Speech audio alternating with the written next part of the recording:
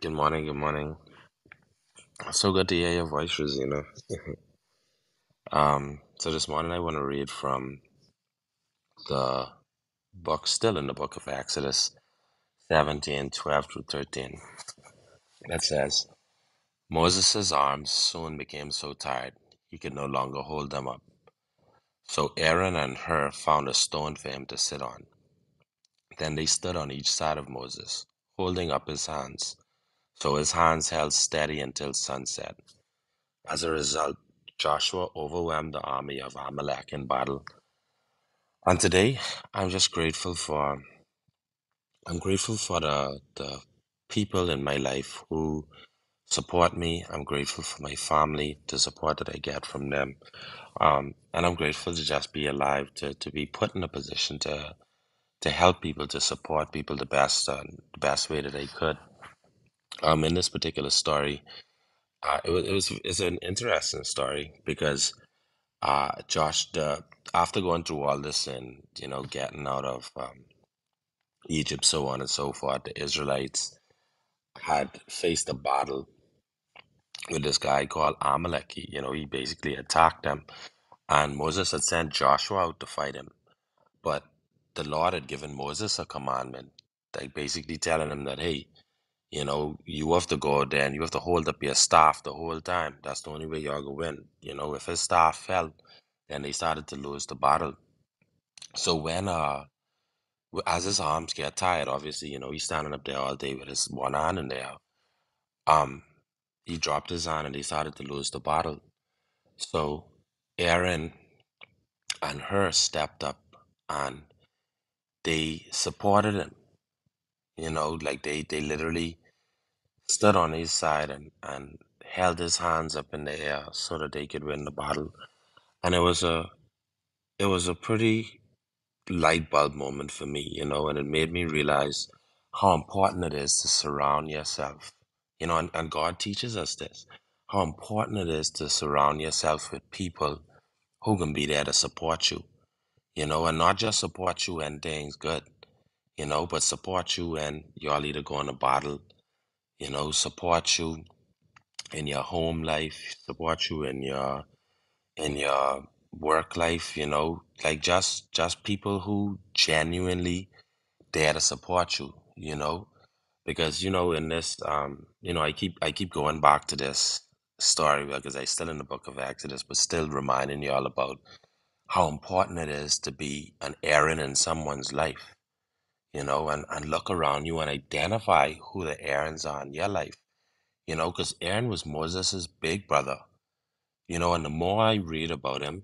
and I last night, you all know I like to go down rabbit holes. The more I read about him, it's he has a very interesting story as well too, because through all of this, he operated without ego, and it was a big wake up call for me. And I think that's probably the reason why God led me down this path to do a little bit more reading into this particular book, because it was it's so important to be reminded that to not go into relationships with an ego, or to go into relationships unintentional, you know?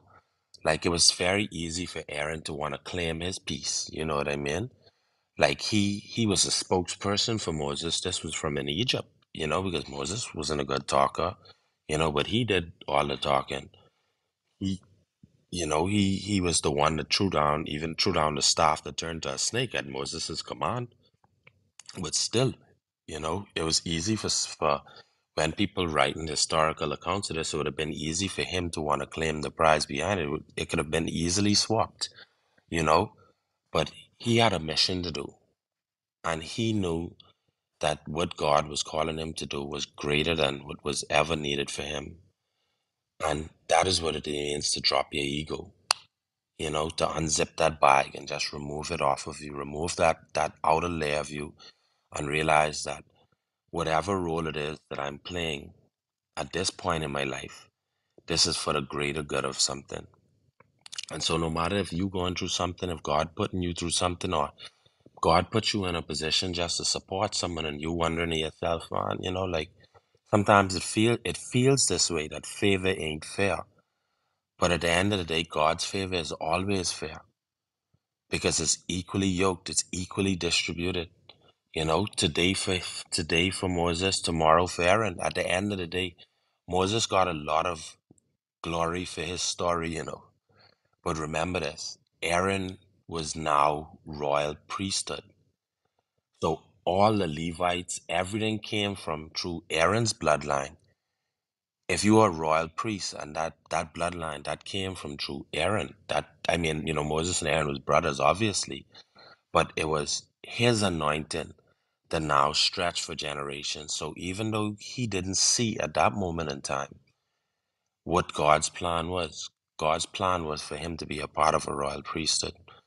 So I just say that to say, you never know what part of the plan or what part of how you fit into God's ultimate plan. And when you have the opportunity to be Aaron, and when you have the opportunity to be Moses, just remember that you're part of a bigger picture, and you drop the ego and you just allow God to continuously work through you. Thank you again, everyone, for giving me the opportunity to speak. I love each and every one of you. I'm Kerry, and I relinquish my mic.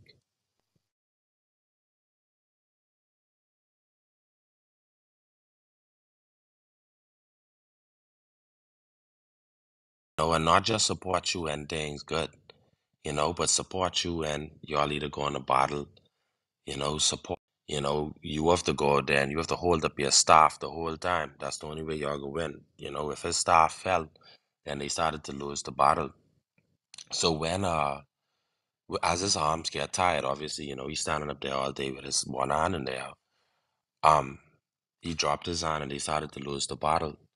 So Aaron and Hur stepped up and they supported him, like they literally stood on his side and held his hands up in the air so that they could win the battle. And it was a pretty light bulb moment for me, and it made me realize how important it is to surround yourself, and God teaches us this, how important it is to surround yourself with people who can be there to